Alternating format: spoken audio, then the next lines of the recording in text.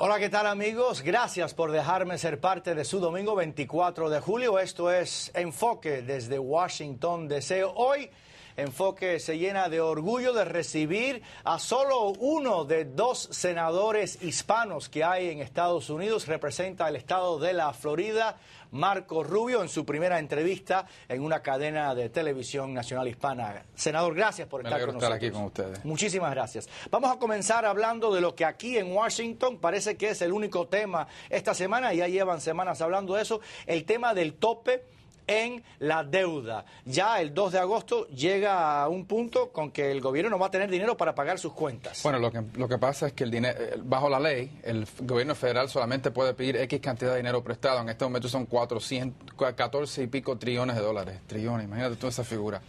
Va a llegar a ese límite porque está pidiendo 40 centavos de cada dólar que gasta el dinero federal es dinero prestado. Entonces lo que están diciendo las agencias globales es que ustedes tienen que aumentar esa cantidad porque si no, no van a poder pagar las deudas que tienen. Pero también están diciendo otra cosa.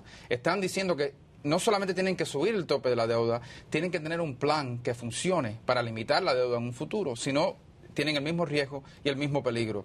Así que el debate esta semana ha sido sobre el tope de la deuda, pero en realidad la crisis que enfrenta este país no es el tope de la deuda, es la deuda y la realidad que este gobierno gasta dinero que no tiene. Bueno, pero senador, el presidente Obama ha dicho que está dispuesto a además llegar a un acuerdo temporal sobre el tema del tope, aumentar el límite temporalmente, si se puede llegar a un acuerdo en que no signifique, por ejemplo, que los ancianos no reciban sus cheques, que no puedan recibir asistencia médica, etcétera. Eso a muchos le parece lógico, debatir sobre estos temas, pero no dejar a los más vulnerables sin protección. Pero eso es un concepto, pero el presidente no ha presentado un plan. Una cosa es decir, otra cosa es decir, aquí está nuestro plan. El único plan que en este momento que ha considerado la Cámara o el Senado es el plan que hubo votación esta semana, que es el plan de Cut, Cap and Balance. Sí, que el Senado, por cierto, no lo va a aceptar. Pero al final del día, pero es el único plan que existe. Si hay uno mejor que lo ofrezcan, el presidente sí ha dado conferencias de prensa, el presidente ha dicho muchas cosas, pero no ha presentado una idea, no ha presentado un plan, y no se han alineado detrás de ninguna idea concreta. Así que si no hay una idea concreta, ¿cómo vamos a estar en negociaciones con una persona que nos ha sometido sus ideas? Entonces, ¿cuál es la solución? Porque estamos llegando al 2 de agosto. En mi opinión, la solución es un plan que funcione para limitar la deuda a largo plazo. Este gobierno no puede seguir gastando 40 centavos de cada dólar de dinero prestado. Aquí hay que haber algún tipo de límite en los gastos futuros. Yo entiendo todo lo que me estás diciendo sobre los programas de los ancianos. Mi mamá tiene 80 años, ella está en el Medicare, ella está en el Social Security. Yo no quiero que haya ningunos cambios para ella, pero reconozco que ninguno de esos programas van a funcionar o existir cuando yo me retire si no hacemos algunas reformas para nuestra generación, no las personas ancianas. Las ancianas no se debe tocar nada. Estamos hablando para los jóvenes y el futuro. Si no se hace algo sobre eso, aquí va a haber una crisis catastrófica y no es el techo de la deuda, es la deuda. Ahora, senador, vamos a hablar sobre el futuro, los jóvenes y mucho más en cuanto al tema, por ejemplo, de una reforma migratoria.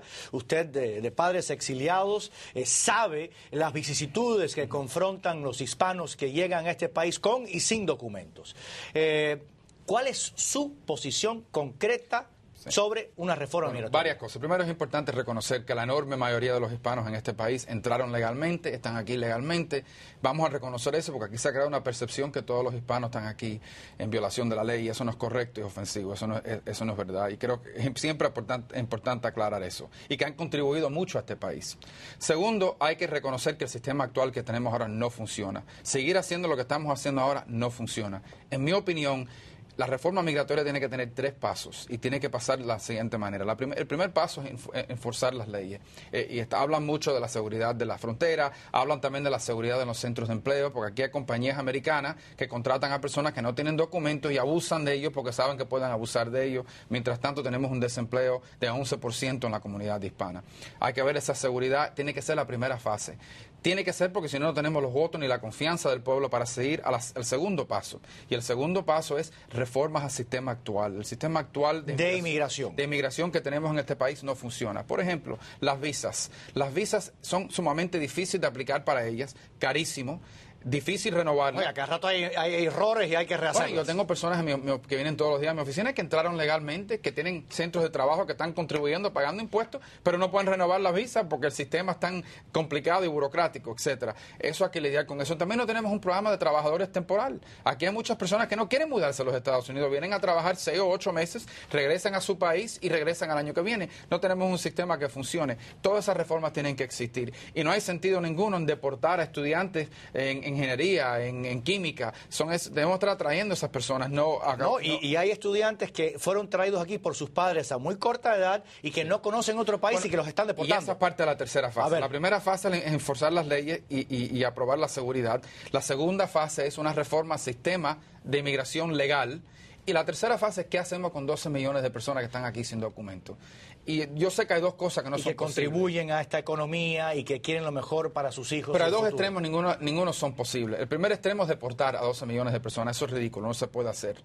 Ni nadie serio puede decir que eso es una solución. Por otra parte, es regalarle una ciudadanía o una amnistía. Tampoco eso no es posible. Primero, creo que eso es mala idea, porque crea un incentivo para que personas entren ilegalmente en el futuro.